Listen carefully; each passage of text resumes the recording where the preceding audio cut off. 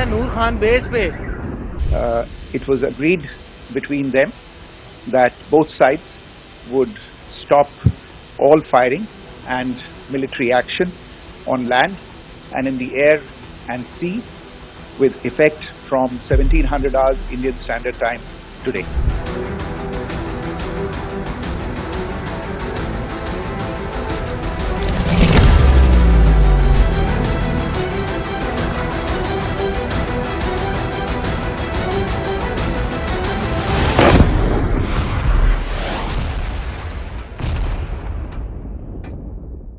18 दिन के तनाव और 4 दिन के भारी मिलिट्री एक्शन के बाद भारत और पाकिस्तान के बीच सैन्य कार्रवाई रोकने पर सहमति बन गई है। संघर्ष विराम की घोषणा हो गई है।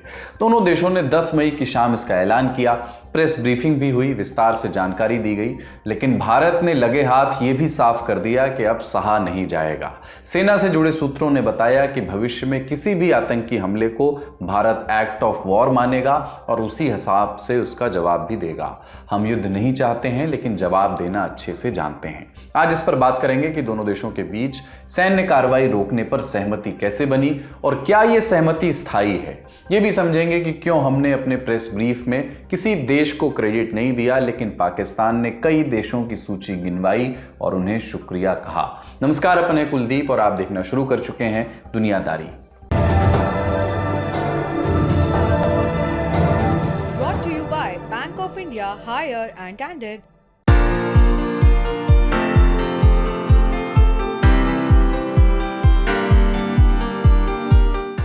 अमेरिका के राष्ट्रपति डोनाल्ड ट्रंप ने 10 मई को 5:25 पर सोशल मीडिया पर एक पोस्ट किया। उन्होंने लिखा कि मुझे ये बताते हुए खुशी हो रही है कि रात में यूनाइटेड स्टेट्स के साथ चली लंबी बातचीत के बाद भारत और पाकिस्तान तत्काल प्रभाव से पूर्ण सीज फायर के लिए तैयार हो गए हैं। दोनों देशों ने कॉमन सेंस और इंटेलिजेंस का इस्तेमाल किया। बधाई। उसके बाद शाम 6 बजे भारत के विदेश सचिव विक्रम मिस्री प्रेस कॉन्फ्रेंस के लिए प्रेस ब्रीफिंग के लिए आए, लेकिन इस बार उनके साथ कर्नल सोफिया कुरैशी और विंग कमांडर व्योमिका सिंह नहीं थी। वो आए और उन्होंने एक लाइन का बयान दिया और 90 सेकेंड में ये प्रेस ब्रीफ खत्म हो गई। Pakistan called the Director General of Military Operations of India at 15:35 hours earlier this afternoon.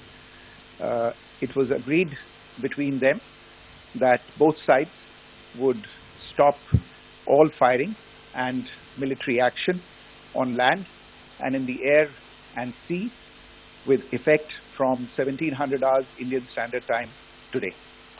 Instructions have been given on both sides to give effect to this understanding. The Directors General of Military Operations will talk again on the 12th of May at 1200 hours. Thank you.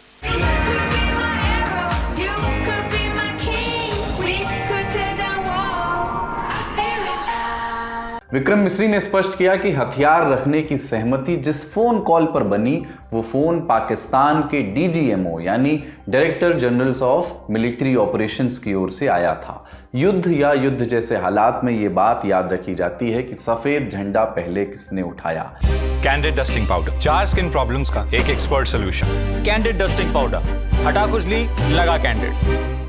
ये भी बताया गया कि दोनों देशों के डीजीएमओस के बीच 12 मई को एक बार फिर बात होगी और फिर आगे की राह तय होगी। इसके बाद भारत के विदेश मंत्री एस जयशंकर ने भी ट्विटर पर सैन्य कार्रवाई रोकने की सहमति की पुष्टि की। पाकिस्तान की ओर से भी ये बात दोहराई गई। विदेश मंत्री इशाक डार ने लिखा, पाकिस्तान और भारत ने तत्काल प्रभाव से संघर्ष विराम पर सहमति व्यक्त की है। अमेरिका के राष्ट्रीय सुरक्षा सलाहकार और उनके विदेश मंत्री मार्को रूबियो ने भी पोस्ट किया। उन्होंने लिखा कि हम प्रधानमंत्री मोदी और शरीफ की बुद्धिमत्ता, सावधानी और नेतृत्व की सराहना करते हैं कि उन्होंने शांति का रास्ता चुना। सीज फायर के बाद भारत में तमाम प्रतिक्रियाएं आ रही हैं, उन पर ललन टॉप शो में विस्तार से बात की गई है। फिलहाल जानकारों का रुख करते हैं और समझते हैं कि भारत पाकिस्तान के बीच सीज फायर को लेकर के क्या बात हुई, अब तक कौन सी जानकारियां सामने आई हैं। इस जो सीज फायर आज डिसाइड किया गया है इंडिया और पाकिस्तान के बीच में, वो it has come into effect 5 PM onwards और ये यूनाइटेड स्टेट्स ने भी काफ़ी हद तक इसमें इंटरवीन किया है। प्रेसिडेंट डोनाल्ड ट्रंप ने इसको एक पोस्ट किया अपने सोशल मीडिया हैंडल पे और हमारे जो फॉरेन सेक्रेटरी है विक्रम मिस्री ने, उन्होंने भी इसको कंफर्म किया। क्लैरिफिकेशन उन्होंने ये दिया कि ये सिर्फ एक सीज फायर है, और जो यूएस बात कर रही थी कि किसी एक दूसरे देश में एक पीस टॉक्स होंगे भारत और पाकिस्तान में, वो बात बिल्कुल ठीक नहीं है, क्योंकि भारत का ये कहना है कि जब तक पाकिस्तान अपने टेरर इंफ्रास्ट्रक्चर को ख़त्म नहीं कर देती, there can be no talks between India and Pakistan. तो फिलहाल जो है पिछले कुछ दिनों की जो ये एयर स्ट्राइक्स हुए, एयर अटैक्स हुए, उस सब अटैक्स को हमने सीज कर दिया है। एक सीज फायर लागू हो चुके हैं और दोनों साइड्स इस पे अमल कर रहे हैं। अब दोनों देशों के बीच सैन्य तनाव तो खत्म हो चुका है, लेकिन बीते 4 दिनों में जो हुआ वो पावर डायनेमिक्स को कितना प्रभावित करेगा? न्यू नॉर्मल क्या होगा? डीजीएमओ का कॉल था, वो पाकिस्तान के तरफ से आया था। तो इसमें जाहिर है कि आप देखेंगे कि एसिमेट्री किधर थी, ये जाहिर है।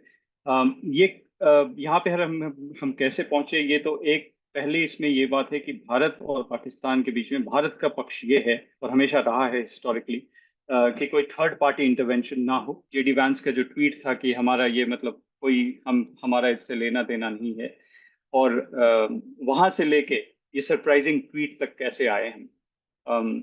इसमें देखिए ट्रंप एडमिनिस्ट्रेशन एक खासा सरप्राइज फैक्टर ट्रंप एडमिनिस्ट्रेशन का रहता है। ऐसा सोचना कि डोनाल्ड ट्रंप हैं और Donald Trump administration, state department वगैरह, पेंटागन बिल्कुल ही डिटैच्ड रहेंगे ग्लोबल अफेयर से, ऐसा वो प्रोजेक्ट करते हैं, लेकिन ऐसा है नहीं। स्टेट डिपार्टमेंट का खासा रोल है, वहाँ पे डेस्क है जो south and south east Asia desk है, वो काफ़ी इंगेज रहती है इस रीजन से। तो जेडी वैंस ने ऐसा जरूर कहा होगा। मेरे ख्याल में इसकी पॉजिटिव, भारत के पक्ष से इसकी पॉजिटिव बात ये है क्योंकि वो भारत को एक स्पेक्ट्रम देती है, वैसी नैरेटिव कि हमारा कुछ लेना देना नहीं है, वो भारत को एक एस्केलेशन स्पेक्ट्रम देती है, और जिस एस्केलेशन स्पेक्ट्रम का भारत ने खासा यूज करके पाकिस्तान पे प्रेशर बनाया और उसको एक कॉर्नर में रखा और ये प्रेशर बन के आया। तो मेरे ख्याल में फ्रॉम इंडियाज पर्सपेक्टिव अगर जेडी वैंस का वो स्टेटमेंट था तो काफी पॉजिटिव रहा, क्योंकि वो एक एस्केलेशन डोमिनेंस का स्पेक्ट्रम जो है वो भारत को मिला। एक बात और हुई जिसे भारत और दुनिया के जियोपॉलिटिकल साइंटिस्ट बड़े गौर से देख रहे हैं। भारत पाकिस्तान के बीच मौजूदा मिलिट्री एक्शन रोके जाने की सूचना सबसे पहले अमेरिकी राष्ट्रपति डोनाल्ड ट्रंप ने की, लेकिन भारत और पाकिस्तान की आधिकारिक सूचना में America, Trump, Marco Rubio, JD वांस किसी का भी दूर दूर तक जिक्र नहीं था। भारतीय विदेश मंत्रालय के प्रवक्ता विक्रम मिस्री ने भी ट्रंप या उनसे जुड़े किसी अधिकारी का नाम अपनी प्रेस ब्रीफिंग में नहीं लिया, लेकिन ट्रंप खुल करके इस युद्ध विराम का श्रेय लेने का प्रयास कर रहे हैं। ऐसा करते हुए उन्हें इसके पहले भी देखा गया है। इजराइल और हमास में 15 महीने तक चली जंग के बाद जनवरी 2025 में सीज फायर हुआ, तब डोनाल्ड ट्रंप राष्ट्रपति बने भी नहीं थे। जो बाइडेन और ट्रंप दोनों की ही टीम नेगोशिएट कर रही थी। उस वक्त भी ट्रंप ने ऐसे श्रेय लिया जैसे सिर्फ उनकी वजह से ही सीज फायर संभव हो सका। 2 महीने बाद इजराइल और हमास का ये सीज फायर भी पूरी तरह बिखर गया, नाकाम रहा। दूसरी तरफ राष्ट्रपति बनने से पहले ट्रंप का दावा था कि वो रूस यूक्रेन जंग को 24 घंटों में रुकवा देंगे। उन्हें राष्ट्रपति बने 4 महीने होने को है और वो ऐसा करने में नाकाम रहे हैं। हमने जानकार से पूछा कि भारत और पाकिस्तान के बीच जो युद्ध विराम हुआ उसमें डोनाल्ड ट्रंप की भूमिका कितनी थी। देखिए, डोनाल्ड ट्रंप ने एक तरह से पूरे वर्ल्ड को ये नोटिफाई किया कि उन्होंने एक पीस ब्रोकर किया है भारत और पाकिस्तान के बीच में। उसके बाद हमने देखा कि मार्को रूबियो ने एक स्टेटमेंट जारी किया और उसमें उन्होंने कहा कि उन्होंने पाकिस्तानी ऑफिशियल से बात की, वहाँ के जो आर्मी जनरल है उनसे उनकी बात हुई, पाकिस्तानी प्राइम मिनिस्टर से उनकी बात हुई, एनएसए से बात हुई, और यही भारत में उनकी जयशंकर जी से बात हुई और उसके बाद प्रधानमंत्री मोदी जी से बात हुई। तो मुझे लगता है कि कहीं ना कहीं अमेरिका ने मध्यस्थता कहना शायद मुझे लगता है बड़ा वर्ड होगा। मुझे लगता है कि वो कंसर्न थे और वो बार बार टच में थे। हमने पिछले 4 दिन में देखा, 5 दिन में, इनफैक्ट जब से पहलगाम पे अटैक हुआ है तब से हम करीब 4 या 5 स्टेटमेंट देख चुके हैं स्टेट डिपार्टमेंट से, जहां पे ये कहा गया है कि अमेरिका दोनों देशों के साथ टच में है। बट एक ब्रेक थ्रू मुझे लगता है कि उसे क्लेम करना हमें थोड़ा सा वेट करना होगा कि उसकी डिटेल्स क्या है।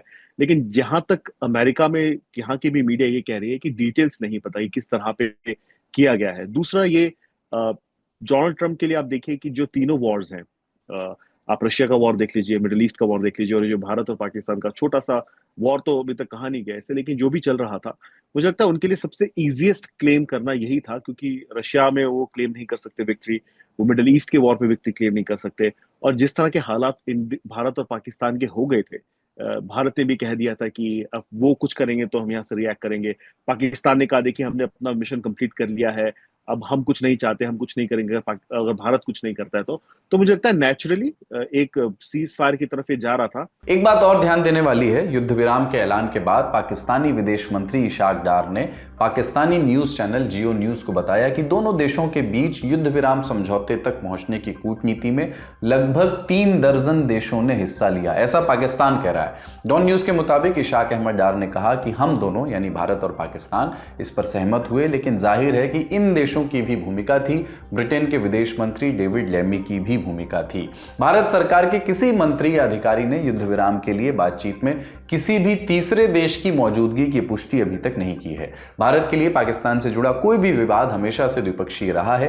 1972 के शिमला समझौते में भी यह तय हुआ था कि दोनों देश विवादों को आपस में ही सुलझाएंगे, लेकिन पाकिस्तान किसी भी तनाव को बार बार खींच करके अंतर्राष्ट्रीय मंच पर ले जाता है, मदद की गुहार लगाता है, तीसरे देशों को हस्तक्षेप करने का न्योता देता है। अमेरिका की असल में कितनी भूमिका रही वो टाइमलाइन से भी आप समझ सकते हैं। ये जो डीएस्केलेशन हुआ है, ये जो संघर्ष विराम की घोषणा हुई है, उसकी एक टाइमलाइन भी समझ लेते हैं कि क्या डिप्लोमेटिक चैनल्स पर बातचीत हुई। 7 मई को ऑपरेशन सिंदूर शुरू हुआ।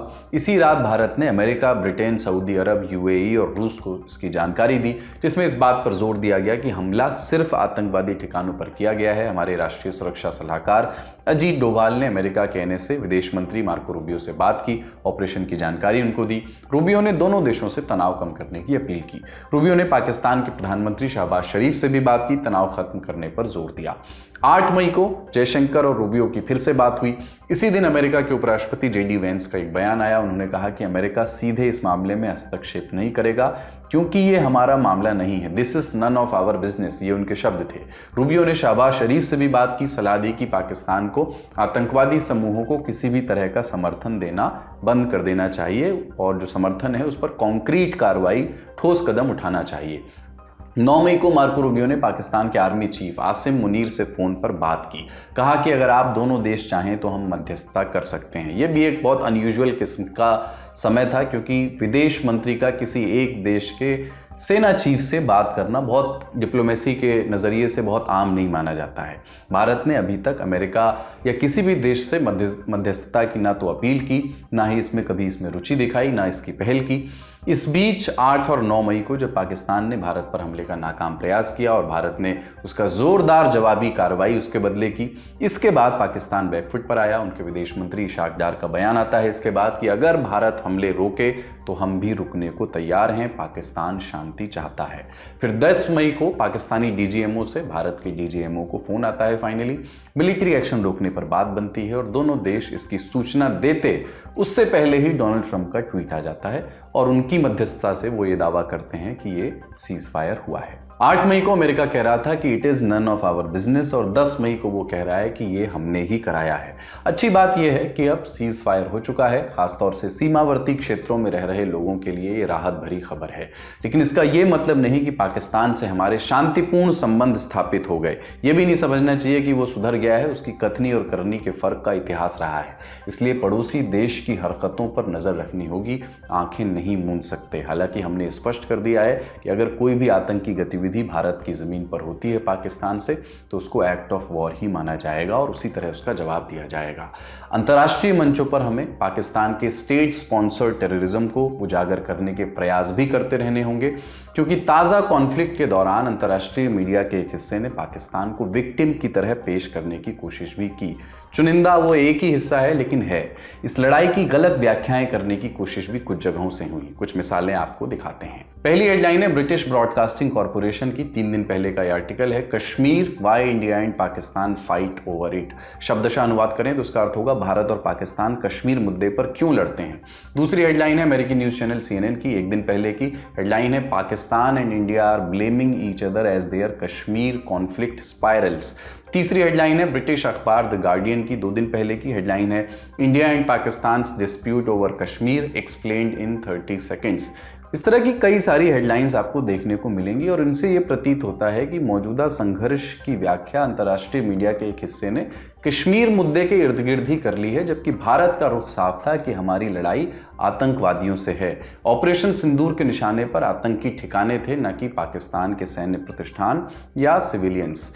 एक और लेख देखिए, मिडिल ईस्ट आई का लेख है, एक दिन पहले छपा। हेडलाइन है इसकी, India's attack on Pakistan is a declaration of Israel styled expansionism. विस्तारवादी बता दिया भारत को। पाकिस्तान पर भारत का हमला इजराइल शैली के विस्तारवाद का ऐलान है। ये एक ओपिनियन आर्टिकल है जिसे मिडिल ईस्ट आई के ही एक पत्रकार ने लिखा है। पाकिस्तान की तुलना फिलिस्तीन से हो रही है। ये साफ तौर पर फिलिस्तीनी लोगों की जो हालत है उसके साथ भी नाइंसाफी है, अन्याय है। मिडिल ईस्ट आई ने यह भी लिखा है कि भारत ने पाकिस्तान में बमबारी की, कोई सबूत पेश नहीं किया इसका, ये अंतर्राष्ट्रीय कानून के सख्त खिलाफ है। अब जरा कुछ सत्य पश्चिम और पश्चिमी एशिया और पूरी दुनिया को याद दिलाते हैं। भारत और पाकिस्तान के बीच ताज़ा संघर्ष कश्मीरी मसले पर नहीं था। हम सिर्फ जवाब दे रहे थे हमारे यहाँ बेकसूर सैलानियों पर हुए बर्बरतापूर्ण हमले का। पाकिस्तान कोई सीधा साधा भोला बाला और बेचारा सा देश नहीं है। पाकिस्तान के प्रति संवेदनात्मक आर्टिकल लिखने से पहले विदेशी पत्रकारों को इस देश का इतिहास याद कर लेना चाहिए। 1980 के दशक में जब अफगानिस्तान में सोवियत फौजें घुस चुकी थीं, तब अमेरिका और सऊदी अरब ने मिलकर के मुजाहिदीनों को हथियार दिए। पाकिस्तान ने उनका अड्डा बनना मंजूर कर लिया। आर्थिक फायदे के लिए दशकों तक युवकों को ट्रेन किया गया, उन्हें आतंकी बनाया गया और जब वो बेरोजगार हुए तो उन्हें कश्मीर में आतंकवाद फैलाने के लिए सौंप दिया गया। पाकिस्तान के रक्षा मंत्री ख्वाजा आसिफ अंतर्राष्ट्रीय मीडिया के सामने स्वीकार चुके हैं कि उनके मुल्क ने अमेरिका के लिए, अमेरिका के कहने पर डर्टी वर्क्स किए थे। दुनिया का नंबर 1 आतंकवादी ओसामा बिन लादेन पाकिस्तान के एबटाबाद में मिला था। अमेरिका ने उसे खोज करके ठिकाने लगाया, लेकिन कार्रवाई की सूचना पाकिस्तान के हुक्मरानों को नहीं दी क्योंकि उन्हें पाकिस्तान पर भरोसा नहीं था। सबूतों की बात कर लेते हैं। आप सबूतों का जिक्र हुआ एक आर्टिकल में। जब हमने सबूत खोजे थे, मेहनत से सबूत जुटाए थे, उनका डॉजियर बनाया था, जब उनके मुल्क से बंदूक लेकर के आया जिंदा बंदा हमने अपने यहाँ मुंबई में पकड़ लिया, तब अंतर्राष्ट्रीय समुदाय ने क्या कर लिया। जेएनयू में अंतर्राष्ट्रीय राजनीति पढ़ाने वाले हैप्पीमैन जैकब लिखते हैं कि भारत ने अब स्पष्ट कर दिया है कि वो किसी सैन्य कार्रवाई से पहले सबूत जुटाने और दुनिया को दिखाने की जरूरत अब नहीं समझता। हम मानते हैं, हम जानते हैं कि वहां आतंकी इंफ्रास्ट्रक्चर हैं, हमने कार्रवाई की। आपको नहीं दिखता तो ये आपकी समस्या है। अब अंतर्राष्ट्रीय मीडिया की ही एक रिपोर्ट और देखी जाए। स्काई न्यूज ने एक रिपोर्ट छापी है। भारत ने जो आतंकी ठिकाने तबाह किए उनमें से एक है मुरीदके का मरकज तैयबा। स्काई न्यूज ने यहां रहने वाले कुछ लोगों के टिकटॉक अकाउंट्स को एनालाइज करके बताया है कि उनसे लश्कर-ए-तैयबा और अलकायदा जैसे आतंकी संगठनों के समर्थन में कट्टरपंथी पोस्ट किए गए। प्लीज मेक नो मिस्टेक, ये लड़ाई कश्मीर पर थी ही नहीं। ये 2018 से 2022 तक FATF की ग्रे लिस्ट में रहे पाकिस्तान के स्टेट स्पॉन्सर्ड टेररिज्म के खिलाफ नपीतुली, टारगेटेड और प्रोपोर्शनेट कार्रवाई थी, जिसमें मारे गए आतंकियों के जनाजे में डेजिग्नेटेड टेररिस्ट और पाकिस्तानी सेना के अधिकारी अगल बगल खड़े थे। ऐसा नहीं है कि दुनिया पाकिस्तान को नहीं समझती, उसके इतिहास, उसकी प्रवृत्तियों को नहीं जानती, लेकिन किसी किसी लेंस पर भाप तो जमी हुई है। भारत ने अब 6-7 मई की दरमियानी रात हुए ऑपरेशन सिंदूर में मारे गए आतंकियों के नाम भी जारी कर दिए हैं। पहला नाम है मुदस्सर खदियन खास उर्फ अबू जुंदाल। यह आतंकी लश्कर-ए-तैयबा से जुड़ा हुआ था और मुरीद के स्थित कैंप मरकज तैयबा का प्रभारी था। इसके अंतिम संस्कार में पाकिस्तानी सेना ने इसे गार्ड ऑफ ऑनर दिया। दूसरा नाम है हाफिज मोहम्मद जलील। यह आतंकी जैश मोहम्मद से जुड़ा हुआ था और बहावलपुर के जैश के मुख्यालय मरकज सुभान अल्लाह का प्रभारी था। तीसरा नाम है मोहम्मद यूसुफ अजहर। यह आतंकी भी मौलाना मसूद अजहर का बहनोई था और जैश मोहम्मद से जुड़ा हुआ था। यह आतंकियों को हथियारों की ट्रेनिंग देता था और जम्मू कश्मीर में कई आतंकवादी हमलों में इसका नाम शामिल था। चौथा है खालिद अबू आकाश। आतंकी खालिद लश्कर-ए-तैयबा से जुड़ा हुआ था और जम्मू कश्मीर में कई आतंकवादी हमलों में इसका नाम सामने आया था। फैसलाबाद में इसका अंतिम संस्कार किया गया, जिसमें पाकिस्तानी सेना के वरिष्ठ अधिकारी और फैसलाबाद के डिप्टी कमिश्नर शामिल हुए थे। पांचवा, मोहम्मद हसन खान। यह आतंकी जैश मोहम्मद से जुड़ा हुआ था और पाकिस्तान में जैश मोहम्मद के ऑपरेशनल कमांडर मुफ्ती असगर खान कश्मीरी का बेटा था। अब दोनों देशों के बीच संघर्ष विराम हो गया है। उम्मीद है कि दुनिया का बड़ा हिस्सा, ज़्यादातर हिस्सा ये समझता है कि ये लड़ाई भारत ने शुरू नहीं की थी, लेकिन फिर हमारे यहाँ आतंकी गतिविधियाँ अगर पाकिस्तान की ज़मीन से होंगी तो जवाब फिर से दिया जाएगा। ये भारत ने स्पष्ट कर दिया है। ये हमारा वॉर ऑन टेरर है। सभी की सद्बुद्धि और विवेक सुरक्षित रहे, ऐसी कामना। दुनियादारी यहीं समाप्त होता है आज का। अपना और अपनों का ख्याल रखिए। देखते रहिए दी ललन टॉप।